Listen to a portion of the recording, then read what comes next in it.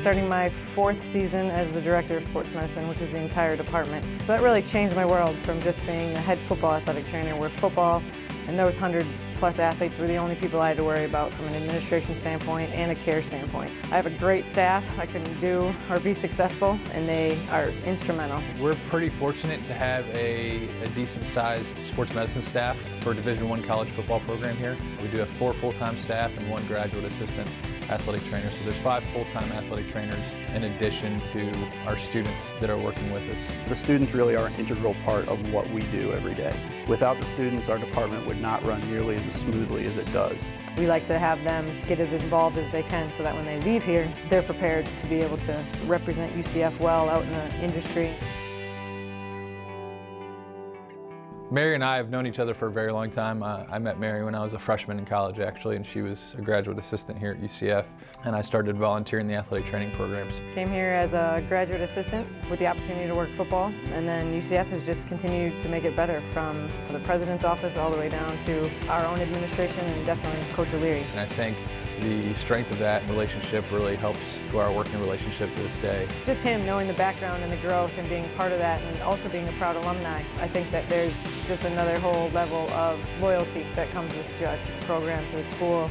Ed's a great guy. Ed is an integral part of our sports medicine department, and the tools that he brings from a rehabilitation standpoint are phenomenal. He's certified in ART, which is active release technique.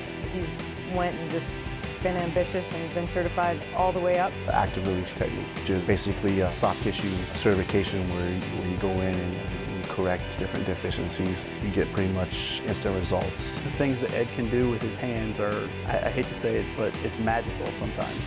The relief that some of the players will get after a simple release. Chris did work with our baseball team his first 2 years at UCF, and then made the switch over to football his 3rd year. He has a very extensive rehabilitation background and brings that knowledge to football. He definitely has a high energy about him, and I think that blends in well with us.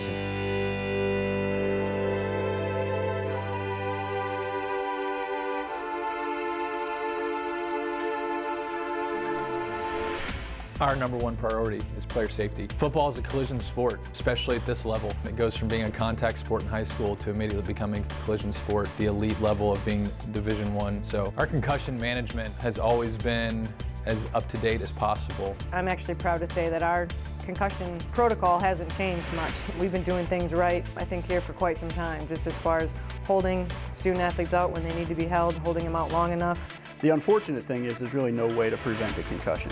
But the thing that you can do is you can educate the student athletes so that they recognize the signs and symptoms as they show up, so they don't run into a significant problem later on down the road. We do education at the beginning of the year. Concussion education is a big one. I mean, they get handouts, they have to watch a video. I talk to them a little bit about signs and symptoms and being responsible not only for themselves but for each other.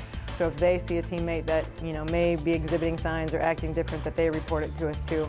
Our equipment staff does a remarkable job of making sure that equipment is up to date, from helmets and shoulder pads and stuff like that. And then also the mouthpieces that we use in the sports medicine department for the athletes, they're all custom fit. We need to make sure that the helmet stays on the head. And we've done that by attaching a chin strap down permanently at the top and adjusting them really tight, and we change them weekly. But there's not a helmet out there that can actually prevent concussions 100%. We can't control how an athlete hits one another and how fast and the type of hit that they have. I think we're lucky here, especially with Coach O'Leary. He teaches fundamentals that can limit those injuries, and that's very helpful to us. He pushes us, he wants athletes back as soon as they can, but he understands that they're out until they don't have symptoms anymore. Being able to make sure that we're looking out for their well-being, not just short-term but long-term, and making sure we're giving them the best care possible to benefit them now, but also when they leave here in 5 or 10, 20 years down the road too.